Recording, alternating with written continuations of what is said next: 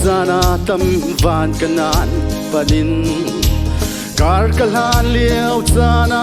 baraham bantukin ulai hoi kom lo tiken sual hi apoi sing shan ton man se che ngai chet lai ka phang ka tak sa chu har man se ka thrawai lom ko mo boy pa nangmah o ka thei chun lung lom nakin ka khate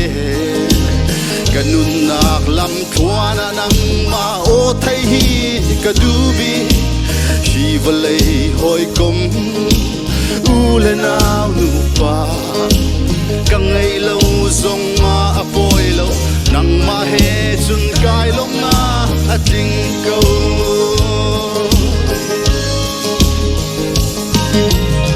tampi chu anun lam thuana lei so lewa sui langun he zanan man cha lom na inan kha siman se lo kai kai lom na chil chu hi asi akado big du nangmah thang thatle nangmah he nun chan man ti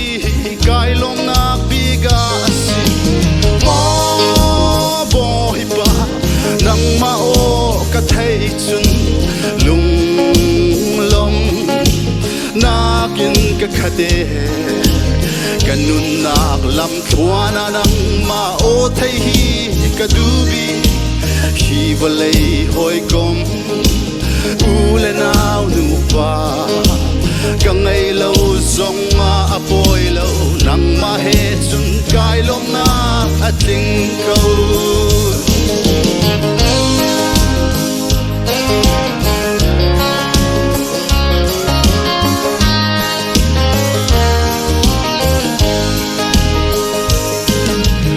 azana chun me phim pathum bangin chung arfi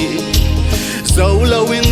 volei ka zau cha kalu lo nak ding a kalu di ka kallo nak ding huna ka kal ton mat se chung arfi na ka kal ta kalo na ka chua pi thani lam ding ana ka shroi chat no mo boy pa nangmah o ka thei chun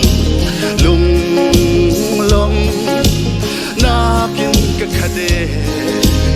kanun nak lam thuana nangmah o thei hi ka dubi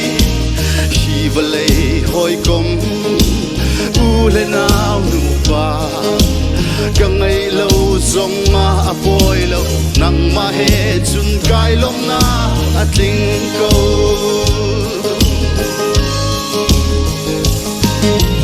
zo suara atay nak chu kan pathian o asi Joseph sumok lak sinak le Moses ral chatna Abraham zum nakin kar alhanter tu zong ka anung kan pathian nangmah o asi kan ramle kan mi phunning in na o kan thai ter ko mo boy pa nangmah o ka thai chun lung lom